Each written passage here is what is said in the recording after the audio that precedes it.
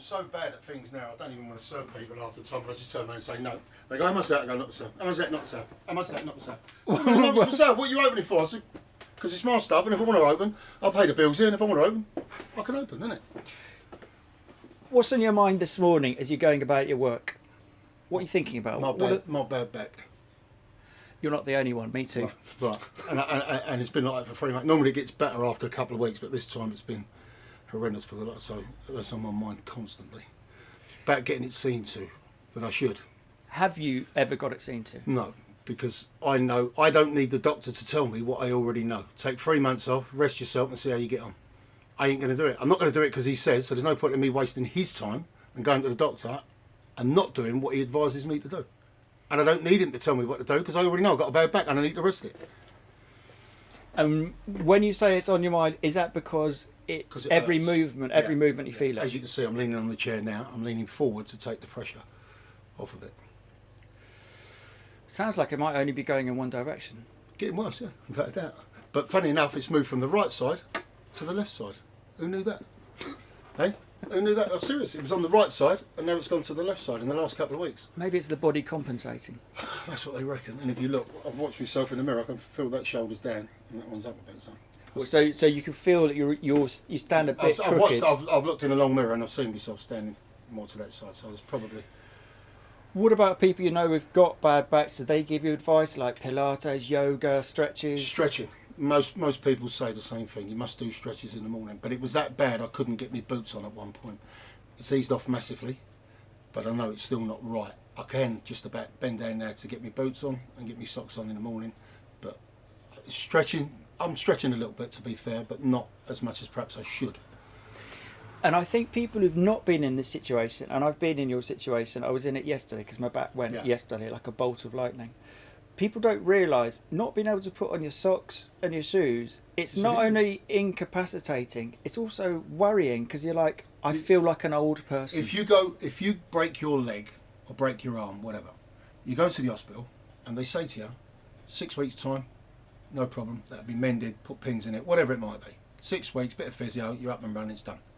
With your back, who knows? Who knows? Nobody knows. They tell you one thing, but I've watched a few people on the internet cracking bones and all that, and it looks fantastic. My problem with that is you've really got to be able to trust someone. So that I ain't letting no one pull me about like that. It looks fantastic, and I've seen people get up and go, can't believe it. I haven't been able to walk straight for 20 years. This is absolute. Why didn't I do this years ago? Yeah. So do you get to the point where you're in so much pain you can't take it no more, and anything's a blessing, so you give it a go? If that's the case, I'm not there yet, but it's possible. So you've got to be driven. You've got to be driven to the cliff edge. I think so. I think that's the thing. Just describe for listeners where we are, where we stood, what this is. So we're in a salvage yard in Bethnal Green, East London, just off of Brick Lane, quite a famous turning. I've been here for 26 years in this particular spot. That's a long time. A long time. I've had other yards around here. It's evolved over the years. Mainly at one point it was all catering equipment. Then we was doing a bit of salvageable, architectural salvage and various other bits and pieces in between. The trade has 90% plus gone from here. I believe it's all on the internet. Internet's not for me. No, it's just not for me. It's not.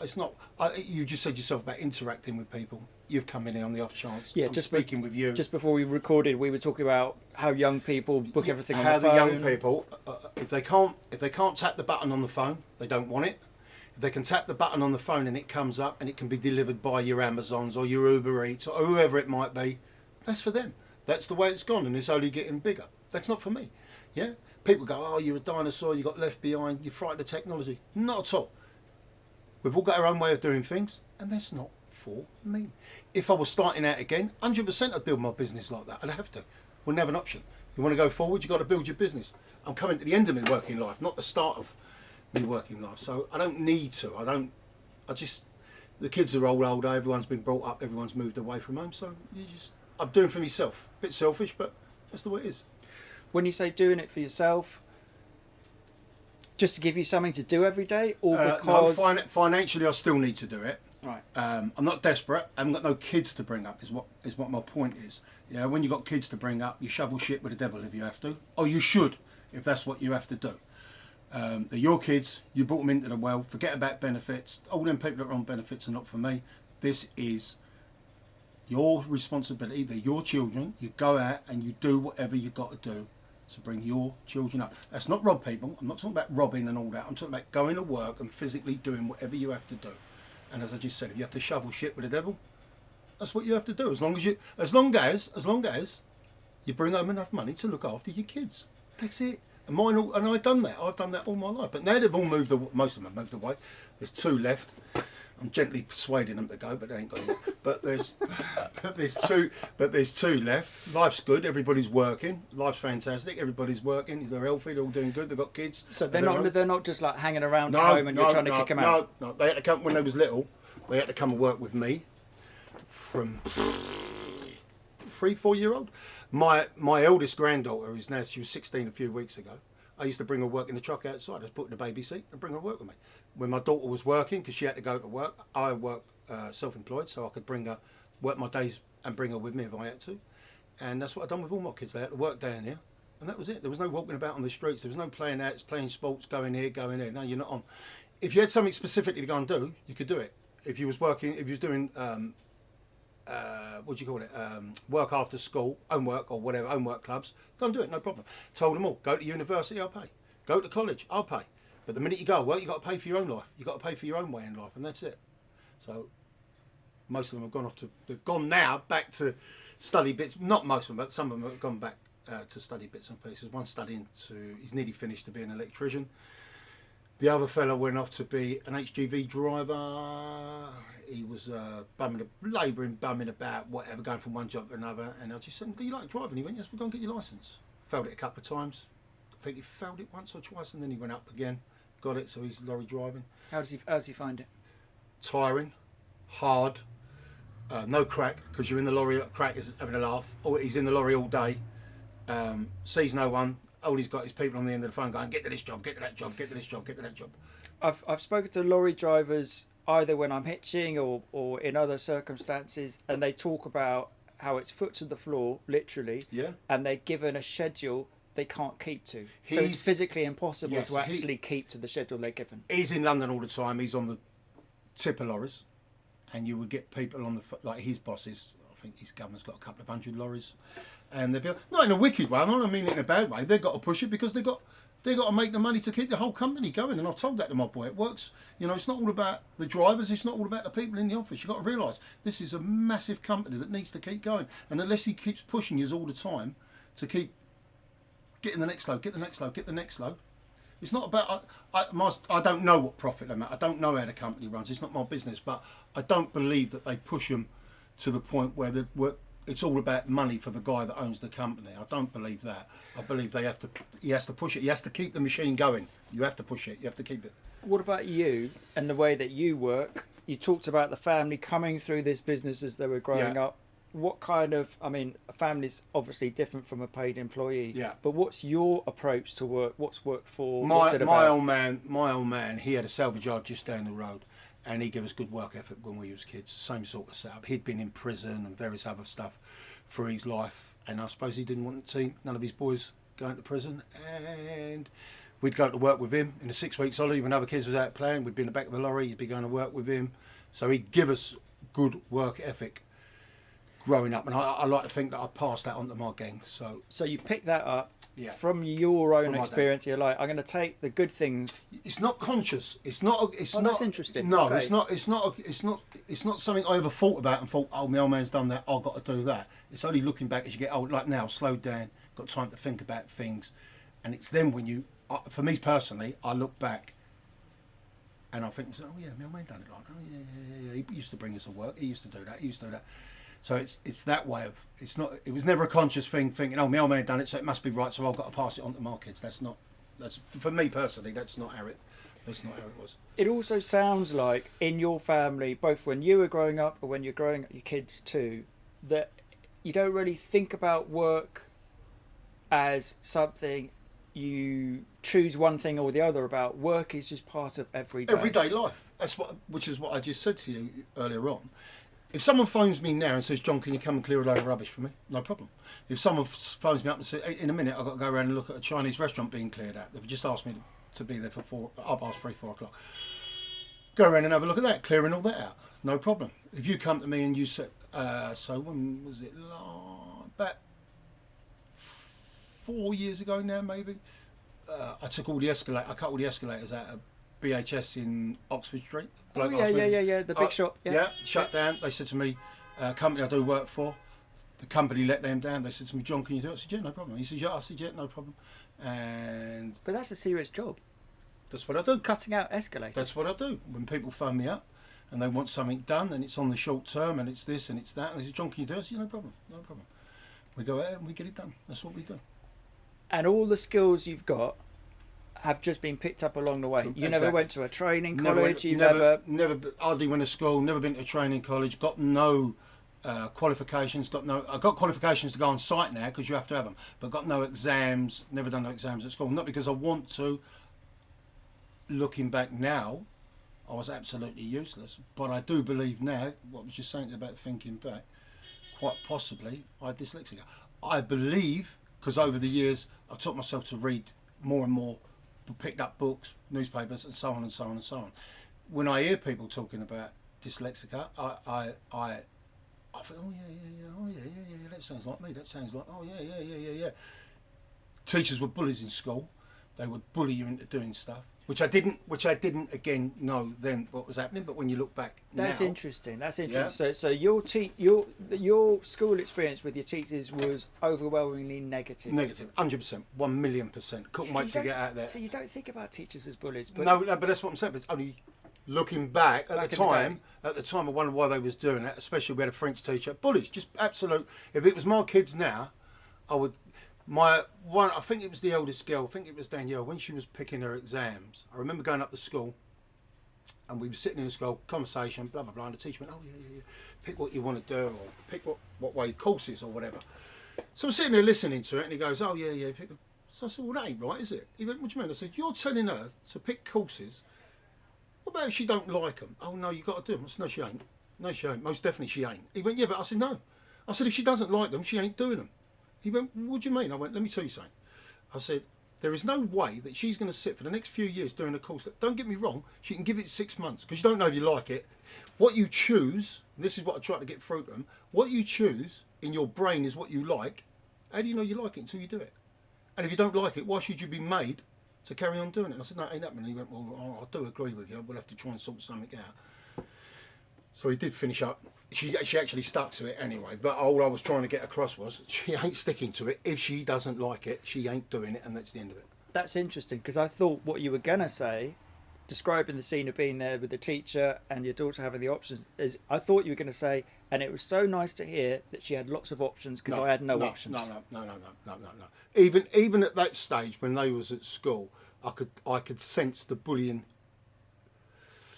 Yeah, the bullying tactics from teachers.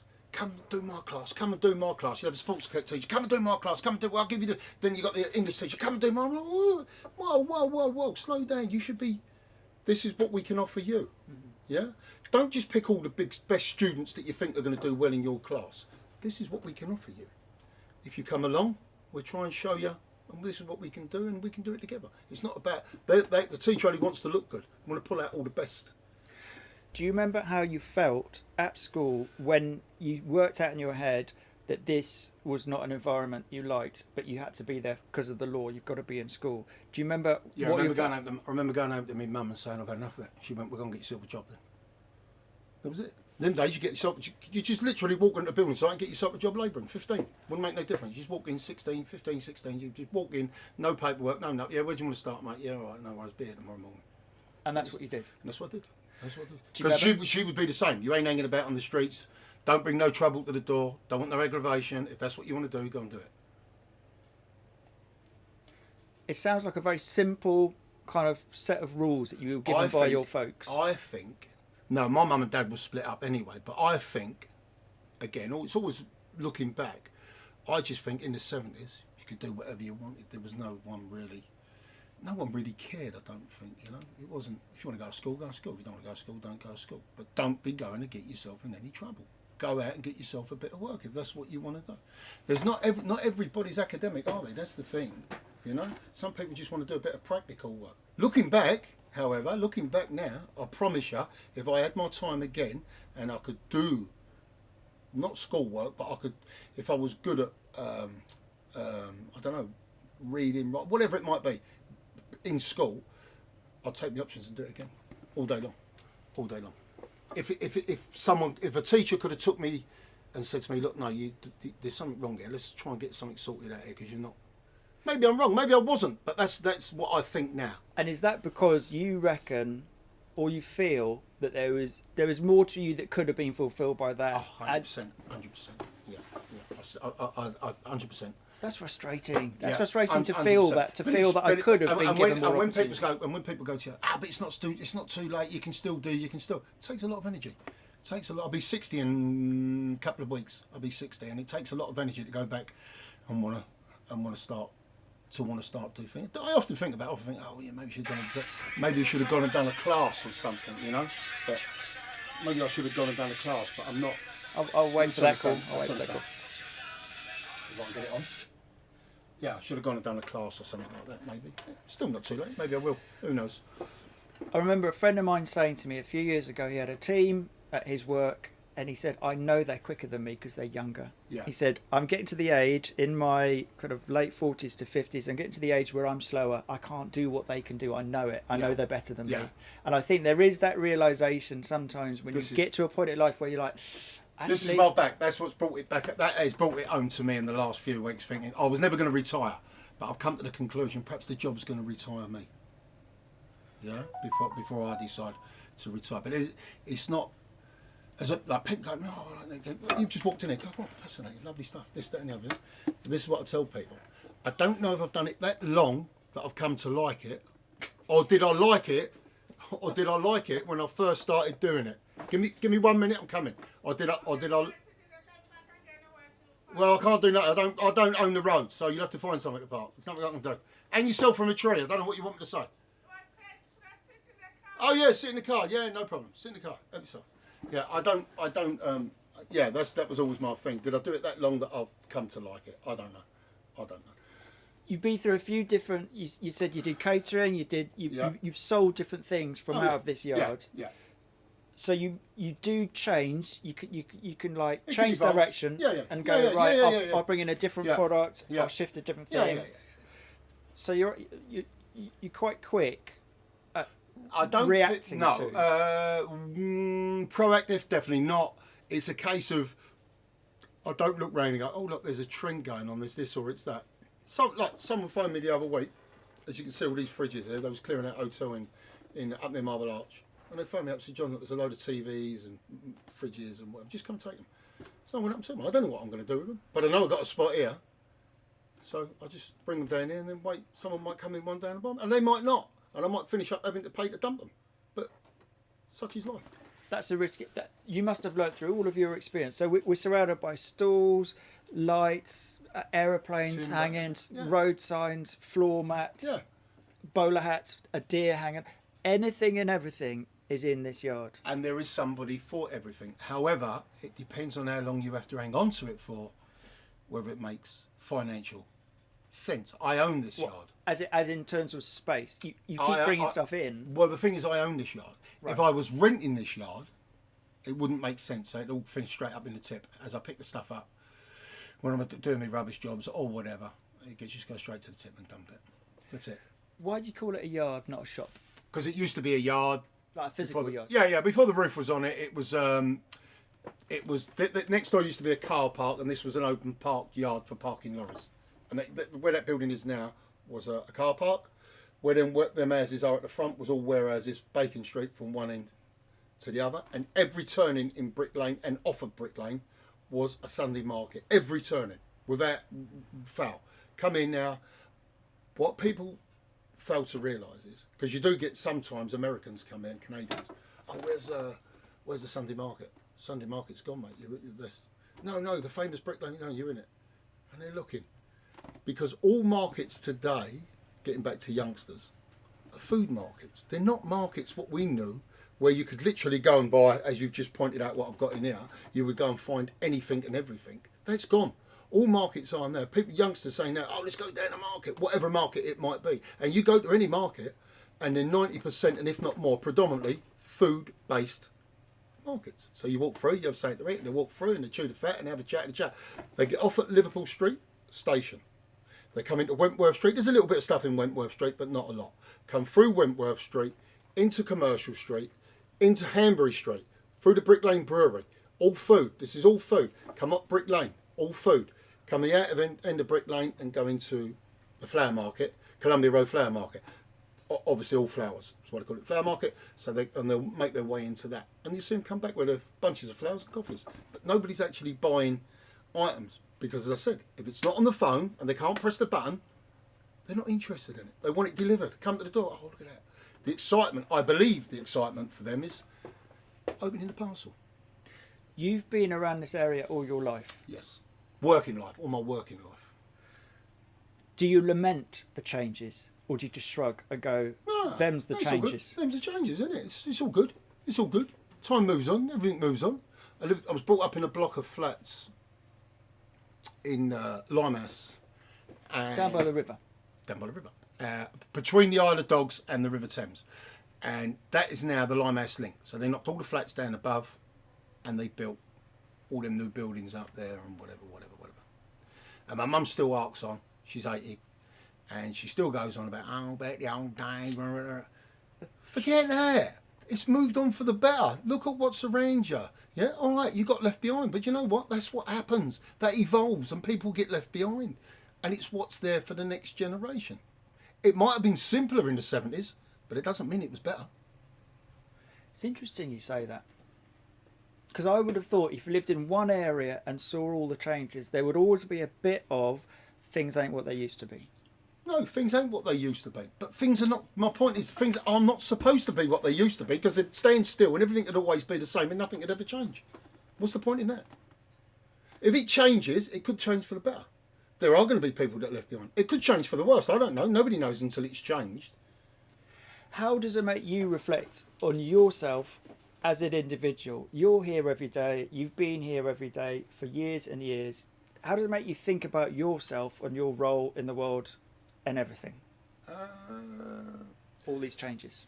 Because the world's changed around you, but you probably think that you haven't changed. Oh, I've definitely changed. Got more miserable. I've definitely changed. I find it very, very hard. I actually find it depressing sometimes to talk to the public, and that's more on me than them. Because I just can't be bothered. I just turned around and said to you earlier on, some people come and I just say, not for sale, not for sale, not for sale, not for sale.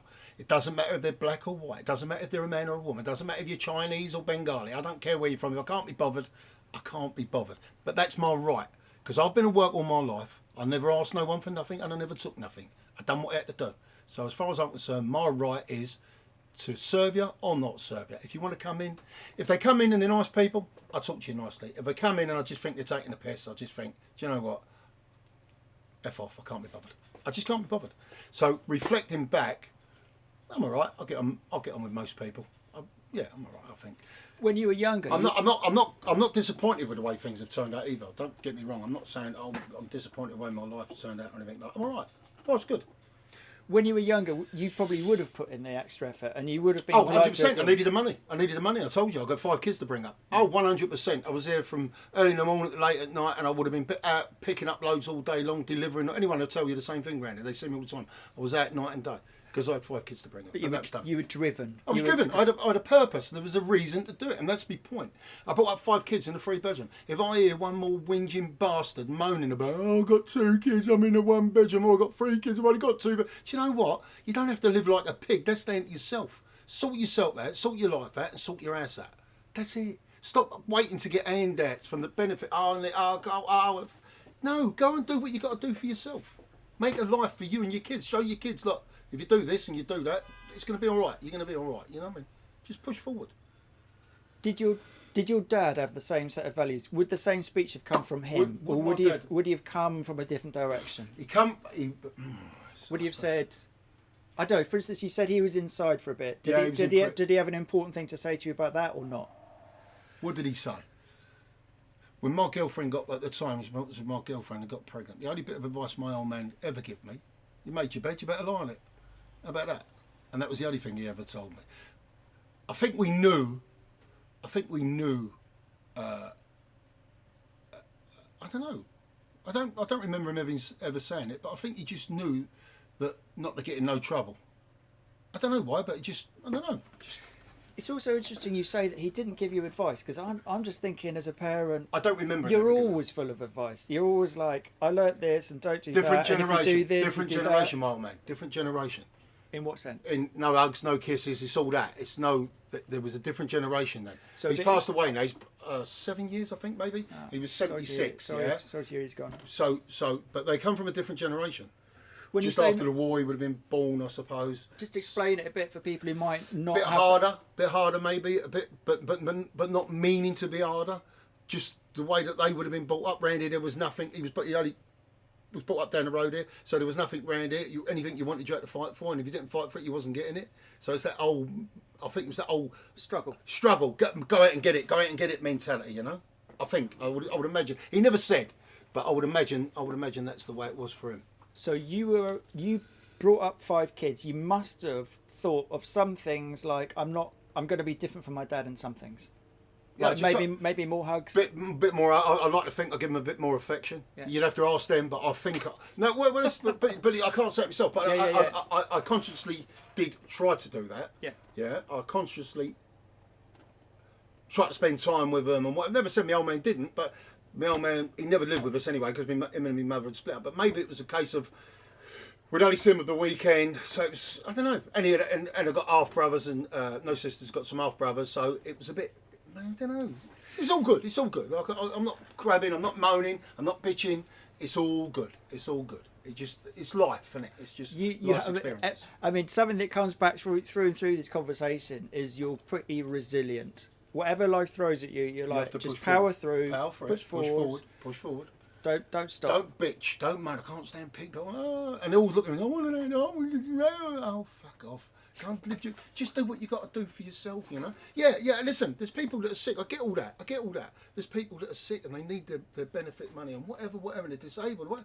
No problem. I don't even. Do you know what? I don't even care if you give everyone in the country £1,000 a week. I don't care. Give them 10 grand a week from the government. Just stop bitching about what you ain't got and look at what you have got and get on with your life. That's my take on it. Sounds like a philosophy for life. Listen. All I can tell you is, I told all my kids this. When the girls used to argue, get out of my room, get out of my bed. Let me tell you something about this house. All them rooms are mine, and all them beds are mine, and all them sheets on the bed are mine, because I paid for them. So there ain't nothing here. So don't let me hear you arguing no more. Everything in here belongs to me, because I paid for it all. When you get your house or your flat, you can argue all you want, because you're going to have to pay for it. But let me tell you something. When I get up and go to work in the morning, you get up and go to work. If you're studying, no problem. I ain't got no problem with that at all. Please God, you stay at college for the next 10 years and learn loads. The more you learn, the more you earn. Go, it doesn't worry me in the slightest. I pay for everything. But once you've got yourself a job, you go to work. And if you don't want to study and you don't want to go to work, go and get yourself a flat, because you ain't living here. And that was my philosophy, and they all knew it. That was it, and I told them straight. Makes me bad? I don't know. Makes me mean? I don't know. That's up to other people to decide, isn't it? They knew where they were. Yeah. And they knew what the rules were. You've got to have rules. All right, I'm coming. You've got to have rules. Rules make structure. There's a lady outside who was calling you just a second time there. What are you going for a job with her? No, she's come to pick some fridges up to send to, I think, Nigeria, but I'm not 100% sure. Some of them mini fridges out of the hotel, and she's going to send them to Nigeria. So you got to load them up. She's taking 5 of them, I believe. She wants 5 of them. She's shipping them out tomorrow. She's been driving me mad, but she's a nice lady. So she is. She's a nice lady. Henrietta. She's a nice lady, but there would have been a time when people call this, they want their stuff, I'd jump and go and do it. But now you're on my time. So, and if you don't want them, then leave them. I don't care. It just doesn't bother me. There's not enough in it to worry about. You know, it's not going to set the world alight. So And what else is going to happen today after you've finished? After I finish that, that I'm going job? to Hanbury Street. A woman just came in from China. They've just flown in. They've taken the Chinese restaurant over in Hanbury Street, and they've asked me to come down and clear out. They've got a lot of stuff in there they want to clear out. So And that's the rest of the day? That'll be the rest of the day, and then hopefully I'll be home by 4 o'clock, and I'll take it easy. A couple of little beers and make a bit of dinner and chill out. Lovely. Job done. You're welcome.